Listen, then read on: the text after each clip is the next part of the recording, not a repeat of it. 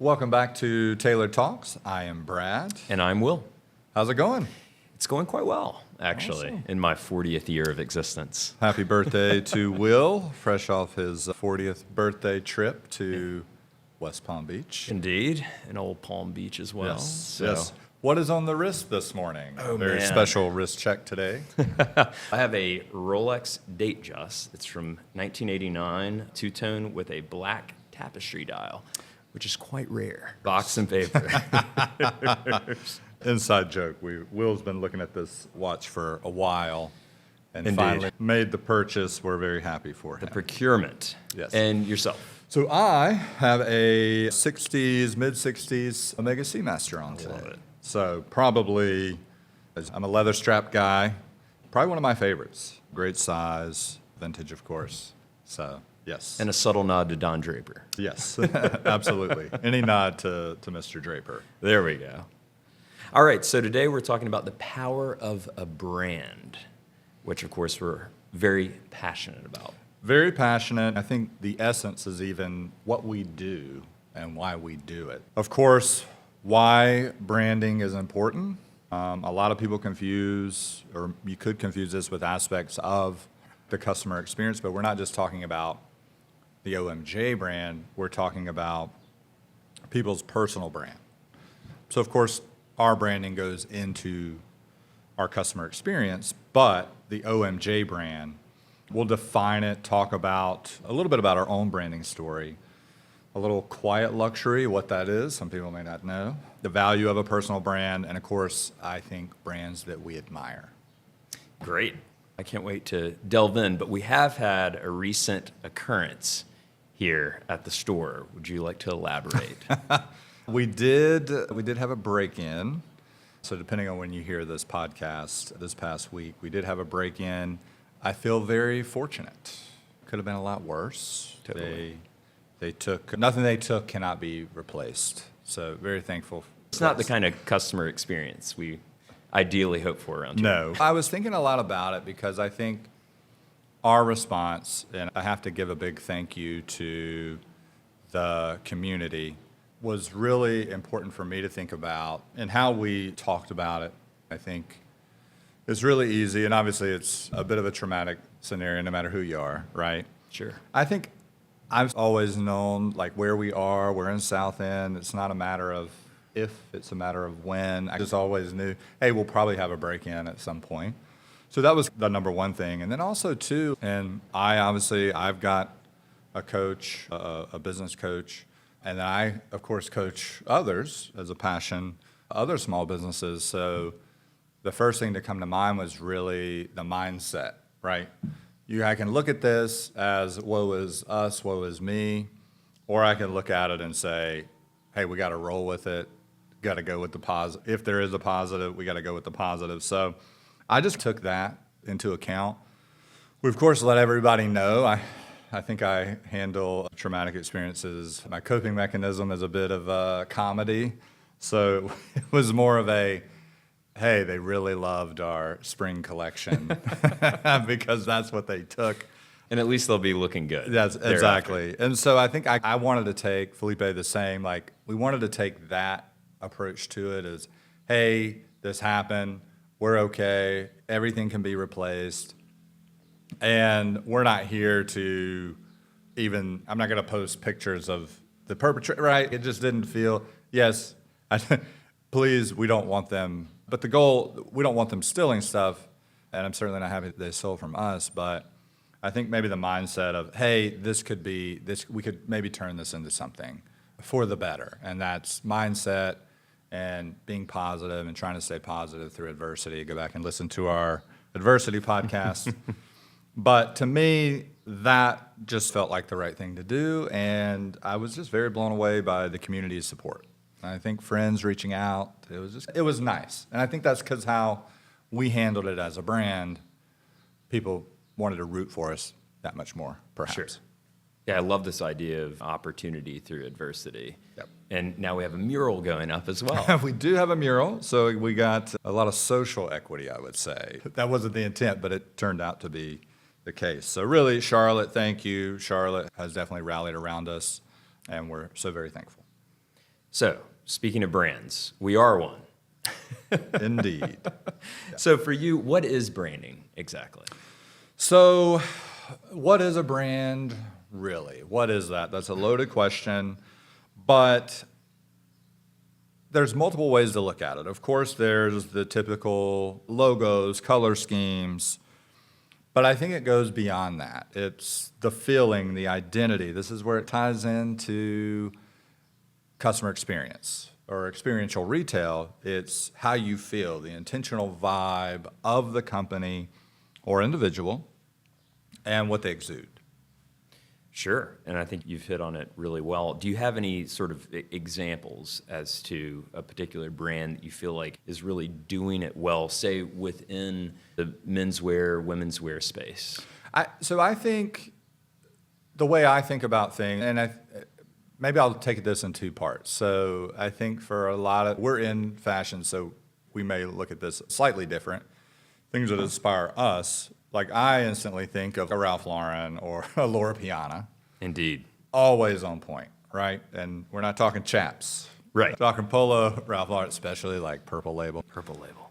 Everything is on point, right? That inspires me. But I think as a typical consumer, this goes beyond. I think about a lot of like golf brands that are out there. Well, I think the ones doing it the best right now are the brands that have this interactive piece to it. That's part of their branding, right? So especially with golf is really big. I think of a brand like Malbon. Right. It's very specific. It's definitely not for me. I know what they're doing, and I think they do a great job. And that's a brand people really get behind because of their branding and how they position themselves. I'll never forget, I was watching the Masters 2 years ago, and Jason Day, who is sponsored, or I think he owns a percentage of Malbon. Ah, the Australian. Yes. He was wearing, and it was baggy pants. He was getting so much hate. There may have even been like a cargo pocket. Cargo pocket, right? Like people were hating on him so much. But then I read this great article, and it was like, people were like embarrassed for him, is what the gist was. But they were like, if only 1% of the people ordered from them based off of the coverage and the polarization of this brand, they're a multi-million-dollar company. Instant cachet.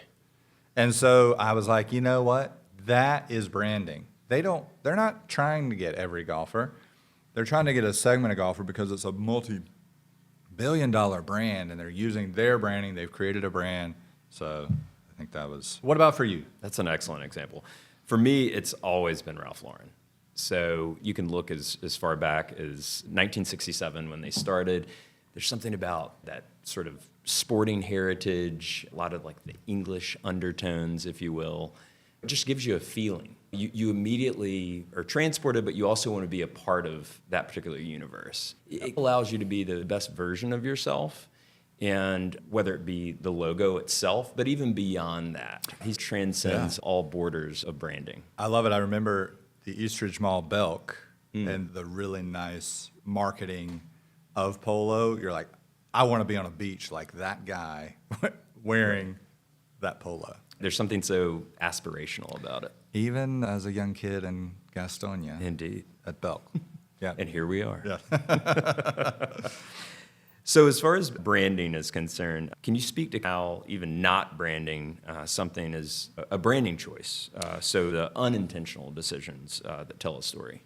I think it's the small details, and I think that's becoming more prevalent. I think as more sophisticated people are in roles or starting brands, right? Anybody can start a brand these days. I think the bar has really been raised, and specifically in this unintentional branding. They're purposely not telling you about, right, that's the hook. That's the inquisitive, hey, I want to look a little bit further, right?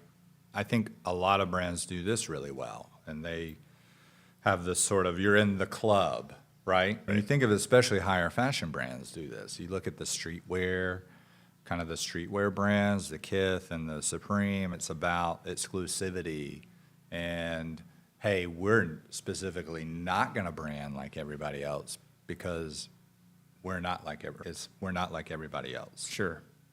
Yeah, I love that. And obviously you're seeing that sprout up in multiple areas of the market.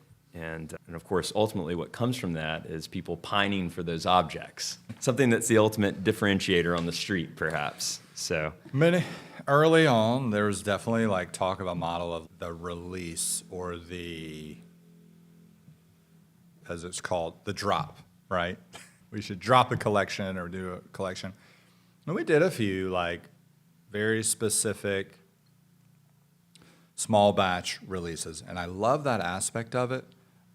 Mad respect goes to the brands that do it. It is not easy to constantly do that. Innovate, have a short, small run of things, release it, build the anticipation, just constant. forget scale. Forget scale. It sounds easy, right? It sounds like the blueprint, we only make a few and everybody will come. But you have to build the brand before you get the people wanting to buy it. They don't just buy it because there's only a few. They buy it because it's the mass of people want the brand. It's a bit chicken or the egg is how it feels. Sure. But it's so hard to execute that, so I always give a lot of respect to brands that are able to do that. We do not use that model. Our version of that is the one-of-one collection, and that's basically there's literally only one made. Which that's fun too. It is fun. It is fun, but it's a lot of work, and I always look at that, and that's a lot of times when I'm talking to other brands and they're asking like of ways to do it, I'm like, yes, it is great, but it is so hard to execute that. Yeah, there are other ways. Speaking of one, let's talk about personal branding.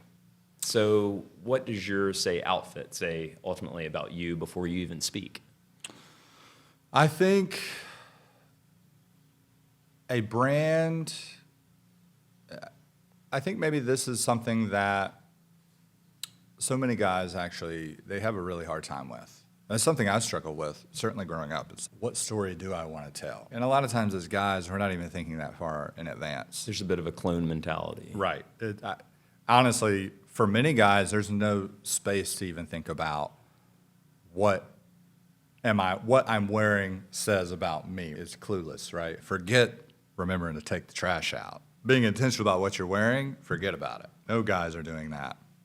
But I think there's a huge importance of this, and we'll talk about this in another area of this podcast, but the power of that personal brand. Yeah, I would love your take on that. I'm really encouraged by the current landscape because I feel like guys are given more of a pass than ever before from a fashion perspective.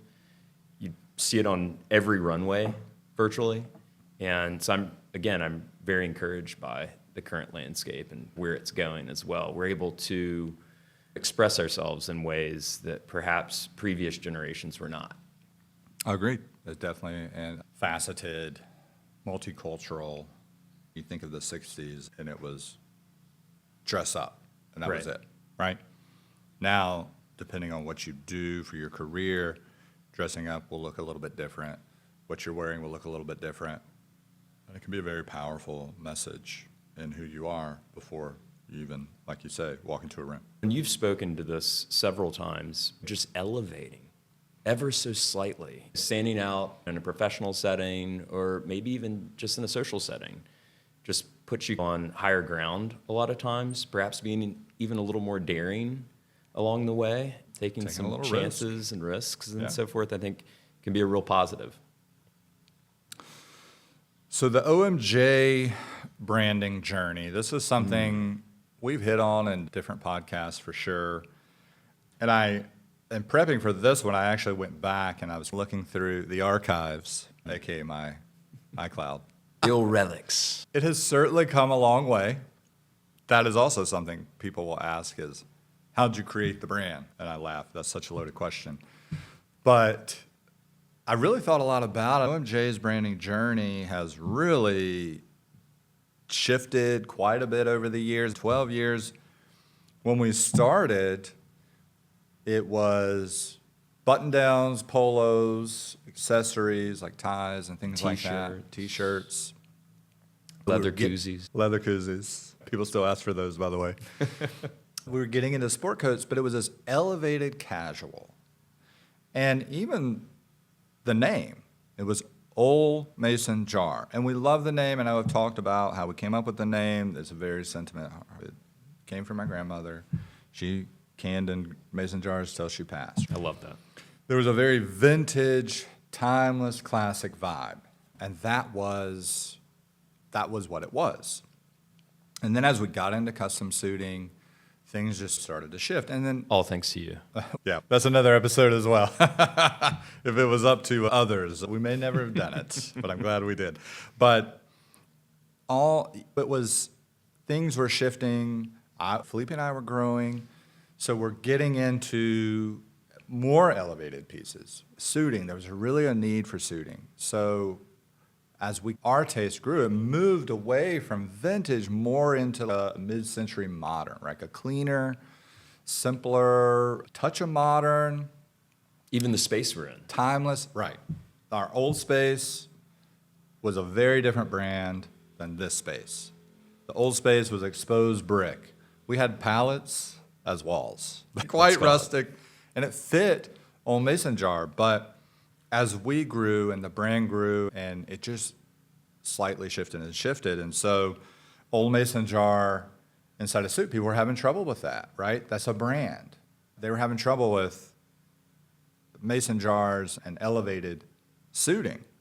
And so ultimately it led to just OMJ and abbreviating, kind of adjusting the brand to fit where we had grown to. I think a lot of brands don't do that. They don't do it timely, but we, thankfully, we're so small, we could do that somewhat on a dime and slowly transition it.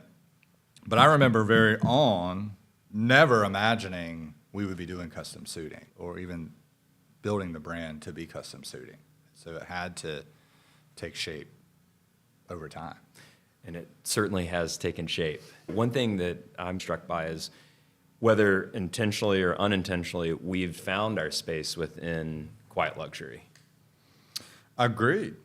Yeah, I think the whole essence of quiet luxury is that it is a bit more subtle and it is a bit less logos. And so I think maybe in parallel with all of our style, right, we've easily transitioned into that. And your, of course, proclivity for earth tones. I do love an earth tone. Always fun. I do love an earth tone. I think that's where a lot of fashion is going. You will get pops of color. I think it's just so timeless. You can do so much with it. I think the key is versatility. Sure. Being able to put something on and wear it with so many other things. To me, that's what speaks to me. So I think that's what we shine through to our customers. There's brands that they really specialize in bright and very memorable branding, and that works great for them. And I think it's super cool as well that, so recently, as I had a request to actually put the embroidered mason jar on a couple of shirts, dress shirts. And just hearing that alone, hey, I want to rep your brand, especially at a time where we've just experienced the break-in. It's just I don't know, it's a nice kind of nod to the community that you've built and we've built here. Yeah, I think, and I'm always honored or a bit touched when somebody wants the mason jar on it. I know a lot of my family does that too. If you want to score brownie points. Perhaps a special shout out to Brett Connor. Yeah, yes. Shout out, Brett. We appreciate that. All right, so messaging around quality, heritage, and Yeah. personalization. Can you speak to those I think tenets? to that, to have somebody say, I think so highly of your brand to want it on my shirt, I think that means a lot. We went through a whole era in late 90s, early 2000s of the logo. People wanted the logo. And then in the mid 2000s on, people didn't want that for certain brands. Now you always have your people that want the really high. They want Gucci or Fendi, Balenciaga, Sure. Louis Vuitton. Our typical customer said, we don't want American Eagle. We don't want the Eagle. I don't know. I think in a way, having somebody want our logo it's the ultimate. I think it's the ultimate test or compliment. Sure. Yeah, definitely. And it's nice as well, like from a quality, heritage, and personalization perspective. Of course, quality speaks for itself, again, and we've touched on this in our previous podcasts, but we can source materials and fabrics from all over the world, even here in the United States, even here in North Carolina. And then the heritage, we're 12 years on, which is incredible to think about. And then personalization, I think, is something that we really underscore and do really well. Yeah. I don't. We probably don't tout that enough. How many times do we have people come in? Nowhere else they've gone can do it. Sure. And you're not going to say no. If there's a way to do it, we'll do it. Often say no. But I don't know. There's something about I take this honor to be the one place they go to that can do it. I don't know. I've always want to prove somebody can do this and we can do this and we can do it and nobody else can. There's some inner thing in me. And we can do it better. We can do it better. There's an inner thing in me that I don't know. I want to prove that, A, it can be done, and these other places you went to weren't good enough. Sure. Always up for a challenge here at OMJ. So let's contrast that with the unintentional branding component. I remember we used to do, what was it? It was like Mason Jar Monday. This is how great we were at branding. We actually had something called Mason Jar Monday. But we were called Old Mason Jar. And so it was like, all right, anything with a mason jar is fair game, right? And this, again, we're talking about unintentional branding. So people would tag us and stuff. It became very home and garden. Right. It was like a mason jar filled with screws and bolts, and somebody's in their workshop, right. And they're sending me that like mason jar, and I'm like, that is not the brand we're going for. But I laugh, and Felipe and I was so dumb. I would if people tag me, I would repost it. But hey, carpenters and mechanics alike, we're here to serve you as well. The everyman. Yes, indeed. And Felipe was like, Brad, we're going way too home and garden magazine here, right? We are a fashion brand, an elevated brand. Yes, that's nice. It's a mason jar, but not just any mason jar, right? Sure. So Mason Jar Monday is no longer a thing. But folks, we're bringing it back. We have to help ourselves, right? Yeah, there you go. Yeah. But I'm blown away by the community aspect that's been built around this brand. And that wasn't something that was ever necessarily a singular focus of ours. It just blossomed and spawned. It happened organically. I think there's a relatability to it. This is the South, right? This is what we love about being in the South. It's community. It's having something that people can in some way relate to, whether it's their grandmother that they grew up with. And we don't take ourselves too serious, Sure. right? There's a whole grounding to the simpler times. There's and I hope people think of us as the neighbor next door. Maybe this just dressed a little bit nicer. Sure. Yeah. No, I love that. And again, making it simple but significant. Simple but significant. So one thing I wanted to get to, and we'll skip over the quiet luxury till after we talk about this, but the personal branding. Sure. And this is something I've got to brag on Will here since the fourth grade. No, before the fourth grade, but that's when Will and I were in the same fourth grade class. Shout out Miss Barnwell. There we go. Mrs. Barnwell. He's always had a personal brand. And I think now more than ever, this is so important. And again, like we talked about at the top, for guys, it is so very hard to even think about that. It gives them anxiety. Sometimes it gives me anxiety still, like thinking about what am I going to pack for this trip? Now I've got even more pressure because I have to stay on brand, but I've got to I've got to wear a certain thing that goes with where I'm at. Look, I get it, we get it. Perhaps Will doesn't get it because he's always on point. I'm just kidding. I try, but a lot of practice too. Talk about how important that personal branding has been in your life. Honestly, it started at an early age. I will say that my mom in particular sort of instilled it in me to have a bit of flair that just adds to the confidence level, especially of say a fourth grader Miss Barnwell's class. But it transcends all aspects of life. It sets the tone. It's a bit like putting on armor or a shield, if you will.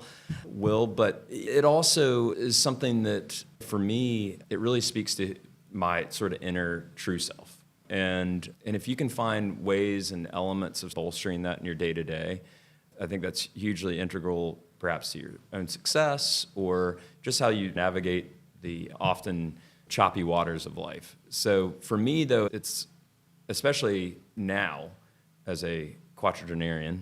That sounds really bad. It is about versatility and how can I find the interplay amongst garments, and along the way, just taking sort of minor risks and building upon those. Also, the scholarship that goes into it. There's so much out there. And so for me, the personal branding has been invaluable because it's often left a bit of an indelible mark. Folks will say, wow, where did you get that tie? The cut of your pants? Or People are always asking Will where he got everything. And now it's OMJ. The company man. Indeed, the company man. And I've also always been forward thinking. Like, I've always had such a sort of a penchant for old Hollywood, but also finding the nuances. I might see a 2-inch cuff, say, from following a brand, an Italian brand, on Instagram and thinking, wow, but Cary Grant or Fred Astaire wore that 2-inch cuff in 1944. Hey, let's give that a shot. What goes around comes around. And Love that. those are my sort of tips and tricks as to what personal branding has done for me. I've noticed more and more in recent years, especially since working here at OMJ, that it's taken off. People are taking note, and they're coming around to some of these sort of nuanced possibilities within the menswear space as well as the women's wear space. That's a very good point. And I think people maybe, if you're an OMJ client, you realize this because we talk about it quite a lot here. But look, I will say this, it has never been easier to stand out with just a little bit of effort. Sure. The world that we're in, if you can put a little bit of effort in, you're going to get the maximum benefit of that. And that's because the world we're in has become so casual. And we talked about it at the top. There's a huge gap in what people do and what they wear and their groups and all those things. But if you can elevate yourself just a little bit, you now have an instant advantage. Truly. I love that. And that's something to chew on. Yes. And I think honestly, maybe that's the biggest value that we provide that we probably don't talk about enough, is that we help people do that. It doesn't require a lot of money. I mean, how often do we recommend things that we don't even make because it fits their price point and their budget and what they're about? Yes, a lot of the things that we do make are they can be expensive. But you're going to get maximum versatility out of that. We're going to tell you how to style that. We're going to tell you how to wear that. We're going to tell you how to wear it to your advantage and where to wear it.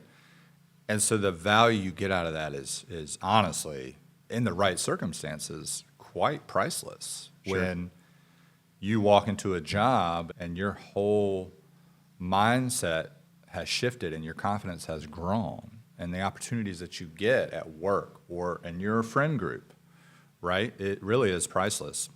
And you have, I think, a specific Well, example. I've told this story many times before, and we have many stories like this, but this was very early on. I had a buddy, average dresser, he would admit this, right? Like he would show up and he wore what everybody else would wear, right? He couldn't think about it, and it was hard for him, and so he just looked at what the guy next to him wore, and that was his thing. But we were starting this, and he was interested in it, so we started making him pieces that elevated his style.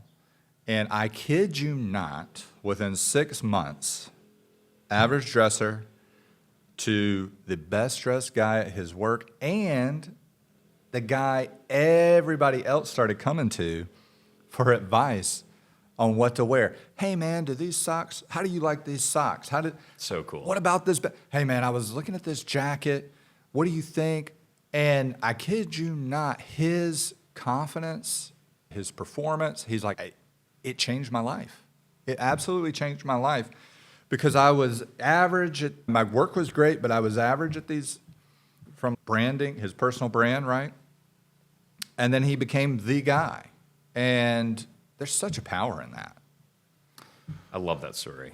And there are a myriad of examples around this town and many others, which is just super encouraging as well. So any practical branding advice? Here's the thing. I think this is why guys don't do it, right? It's the same thing with working out, eating right, sleeping right. Sure. We talked about this. Will and I both. Sleep. The answer is right there. Get more sleep, and that will that will change our And lives. it's easy right? to think of sleep hygiene, but Sleep it is a hygiene. thing. What gets people, and this is the hang up. So if you can power through it like the diet, like the whatever the thing is, it takes consistency. You've got to do it.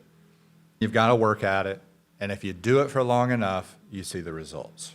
I call it my method. The 2 steps forward, 1.99 back. Is this a pyramid? This is not a pyramid. I love it, though. This is my mindset method, right? No, I'm just kidding. But this is life, guys. You take 2 steps forward, you take 1.99 back. In the moment, daily, weekly, even monthly, it's so hard to see the progress. So we give up. We stop doing it. But if you do it, 6 months later, a year later, the progress is quite significant. This is the mindset we've used with OMJ. If I looked at it day to day, I'd be like, how are we even in business? And then I look at it a year out, 2 years out, 12 years out, I'm like, oh my goodness, how in the world have we made it this far? We've come so far, right? So that's the key. Like, you just got to do it, and you've got to keep at it. It's the same thing. Whatever you do in life, right? Like, everybody who's great at their job, they've done it for long enough. They become consistent at it, right? Whatever you want to do, you don't get there instantly. Sure. You've got to do it, and that's the same thing like with branding, right? It's the same thing with your personal brand. You've got to work at it. You got to put the time in, but if you do it, you will succeed. I think that's fantastic. A rule to live by: consistency. Consistency, yes. I'd be interested, I mean, we've heard everything here. Too many eye rolls.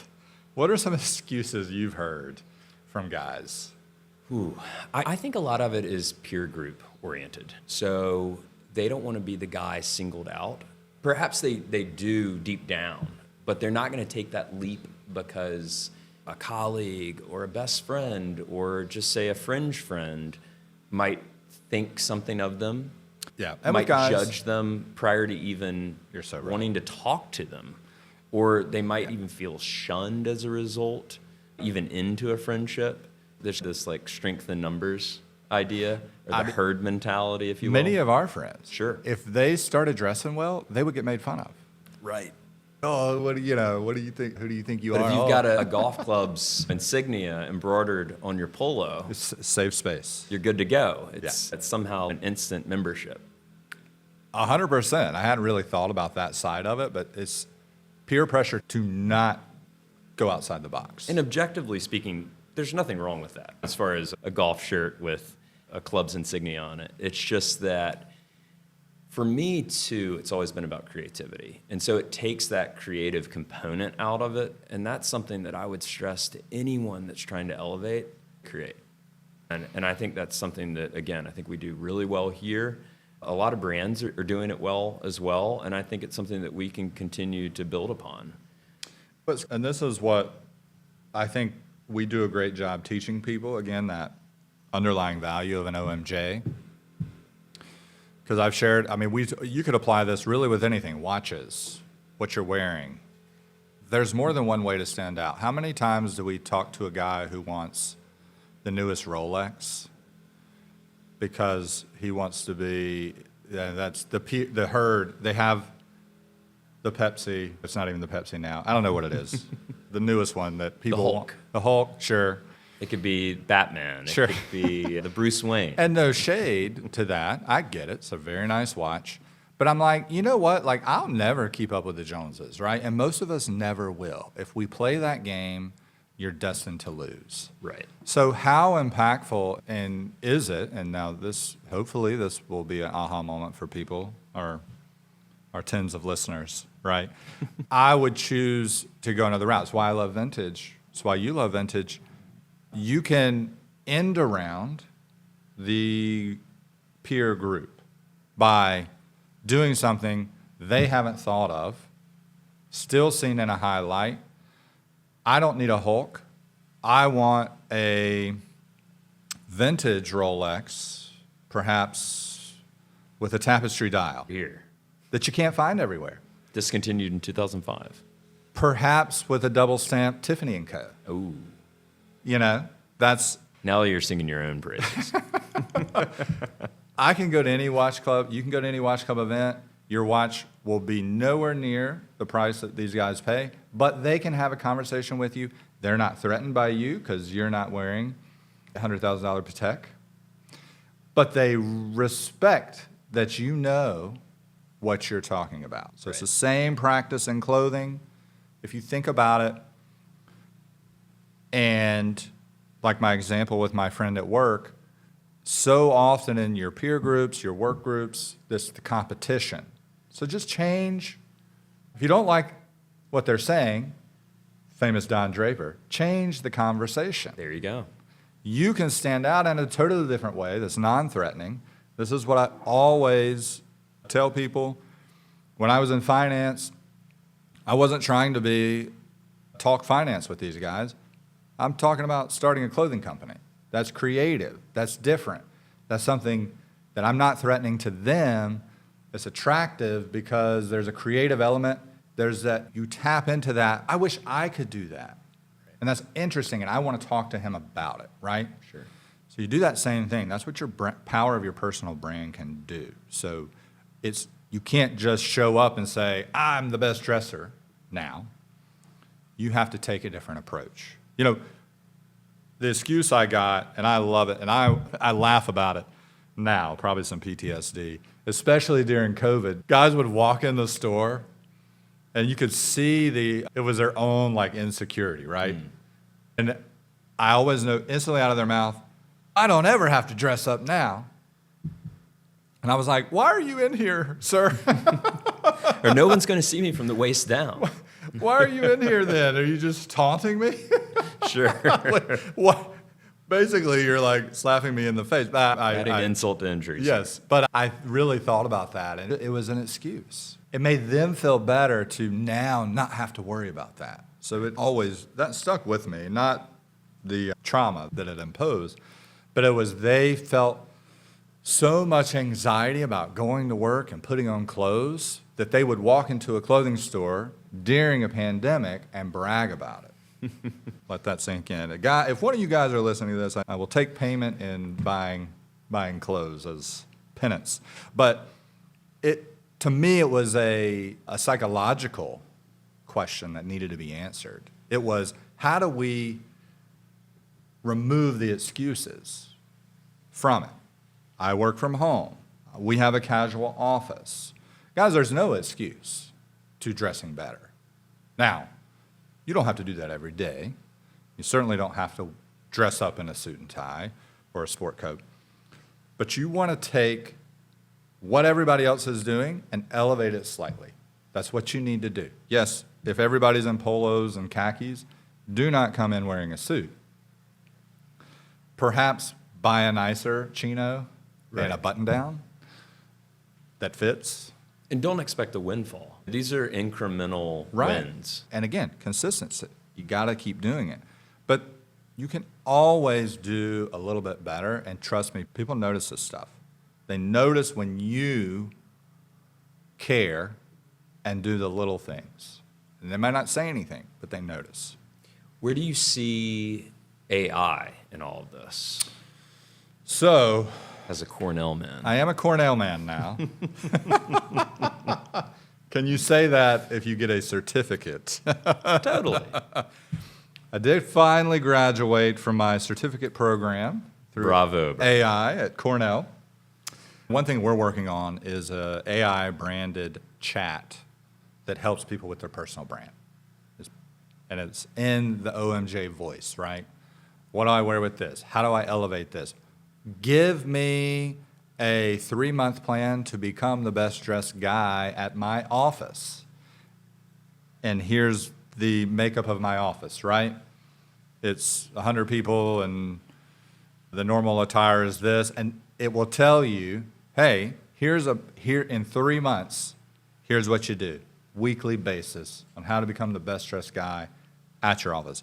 This is where AI is going, to help people. For sure. So in its extension of OMJ, I can only reach so many people that walk through the door, but we can build AI to really help people do this on an infinite basis. And that's what it's really all about, like helping guys. And you're using your certificate.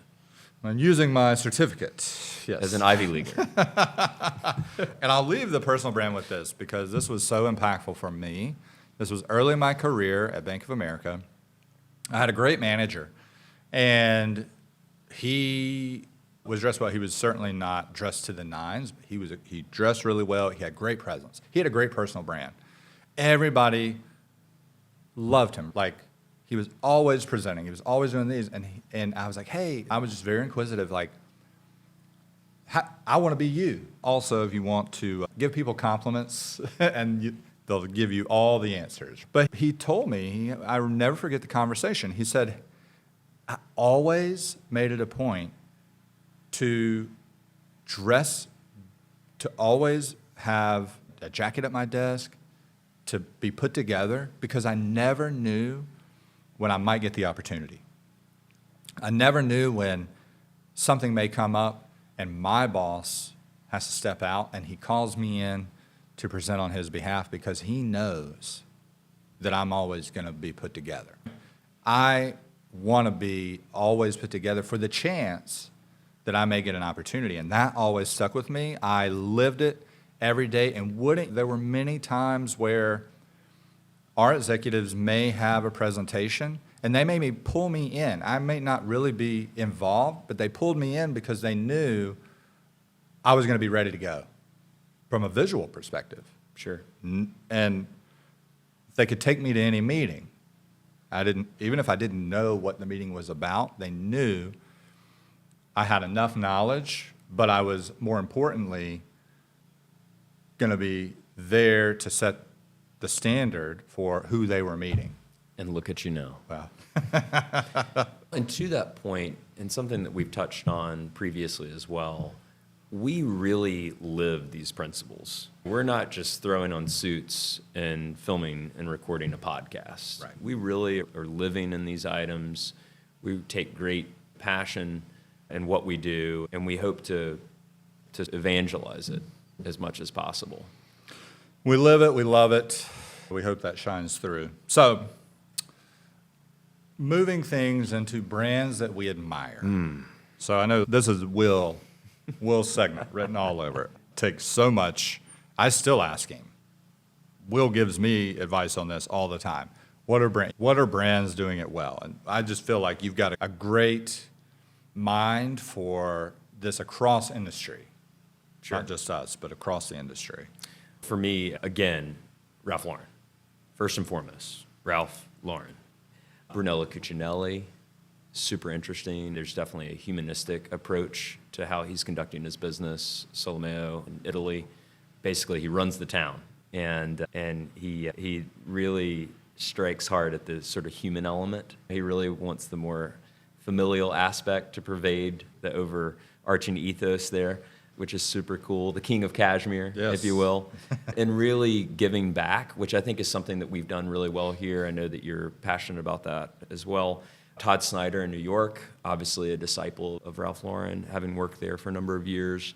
Sid Mashburn goes without saying what he's doing in Atlanta, as well as his wife Ann, and Jay Muser in New York, I think, is doing Christopher Street? some fun things. Yes, indeed, Christopher Street. And just tapping into the side of menswear that I think is still approachable. So it's not this overly luxurious point of view, but it strikes a balance between approachability and livability, wearability, but also aspiration. And so I think that those brands in particular do a very good job at speaking to some of the brands that we admire.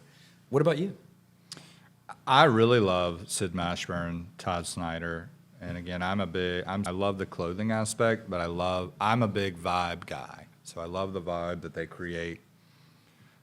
And They're so detail-oriented. Billy Reed is a personal favorite. I mean, You're here. blend casual with luxury. And you even met Mr. Reed. I've met Mr. Reed. I told him I was starting a brand, and what advice would he give? He said, "Don't do it."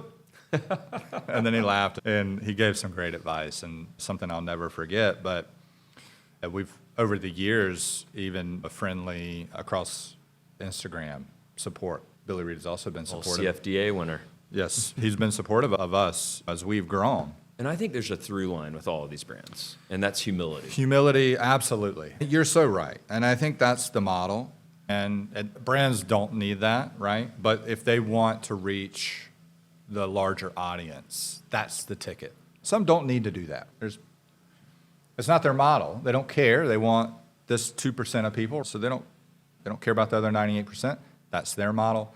But I think to reach the maximum amount of people, community, to have a give back element, to do all those things, you've just got to be relatable. You've got to be authentic. And every brand you've mentioned, to the degree you're saying, even watching the Ralph Lauren documentary, it was very obvious.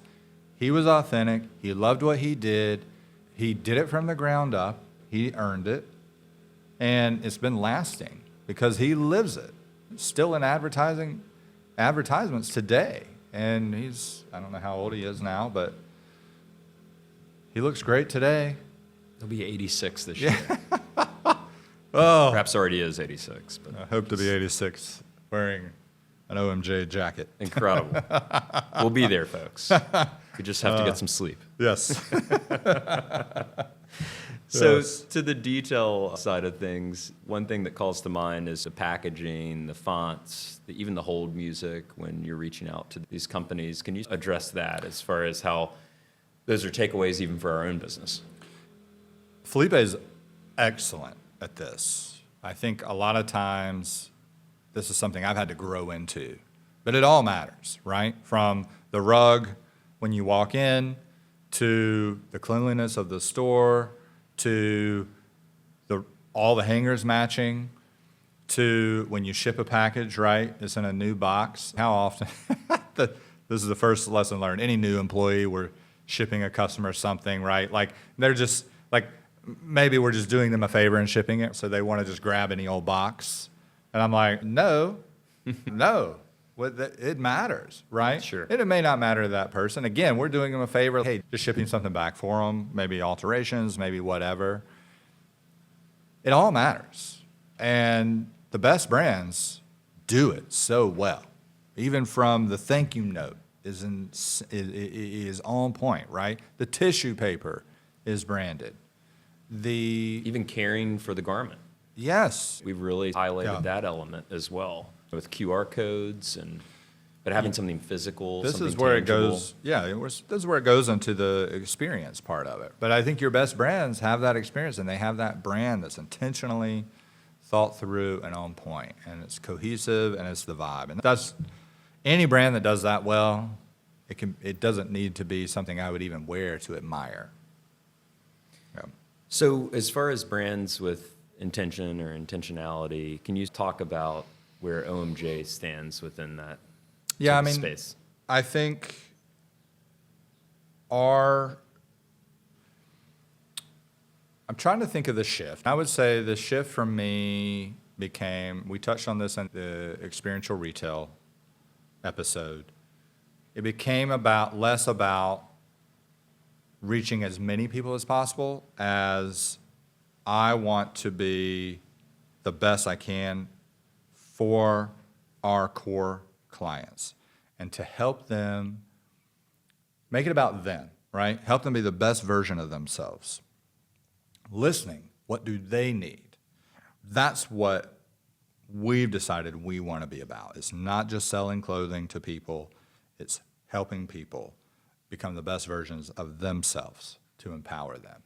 Certainly, and I think that's something that can bode well for you in life in general, is just becoming more of an active listener and taking into consideration folks and their, say, wants and needs, but also encouraging them to say, hey, let's take a leap here. What is your biggest advice?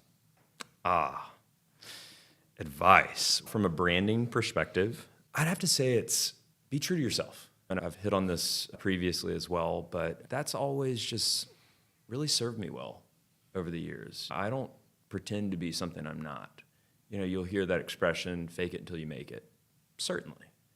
But I think there's an element of it that if you do it with consistency and you find a passion for it, you're ultimately going to find that you alone are your best steward of your own personal style and your own personal branding. And it'll serve you well. It served me well, and I hope to pay it forward in my sort of role here at OMJ. You can follow him. What is the Instagram handle? Sir Ridgway Sartorial. And Sir Ridgway as well. We'll tag it in the notes. Yes. And on that, I think, and we didn't touch as much as we could have, certainly, but this element of quiet luxury. I actually think that it sounds, quiet luxury makes it honestly sound unobtainable. All I hear is the theme song from Succession. Watch Succession, that's it. That feeling you get while you're watching them and you're like, I don't know what this vibe I'm feeling that I'm really attracted to is quiet luxury, right? There's no branding. They're dressed properly for their life. And that's really what quiet luxury is. Right, and I think doing basics at their absolute best, whether it's a cashmere polo or sweater or even hat in Laura Piana's A plain situation. plain blue hat. That's it. There's something about it that's just transcendent. And again, comes back to this piece of the aspirational bit that quiet luxury brings with it. I love it. I love it. This has been fun. It's been fun. So, guys, if you need help with your personal brand, if you'd like to support a local brand who had a break-in, just want some extra support and love, we're here. We're All still hands here. on deck. All hands on deck. If you have any needs, if you have any questions, please reach out. Again, we clearly love doing this. I clearly love helping people. I personally love helping not just customers, but also other small businesses figure their brand out. And if you can't tell, we love being with each other too. Yes, we have a lot of fun. We love doing this. But stay tuned, follow along, and we'll see you guys shortly. Indeed. Thanks, guys. That was great, man. That was awesome. I like my mother, after I mentioned her, said wheel. And that's when I went, will. So if you'll edit that out, we're good. She's always a double syllable in my name. yes, So if you don't mind editing that out, that would be ideal. I will. Southern moms. Oh, Southern moms, double syllables. Quite entertaining. Yes, yes.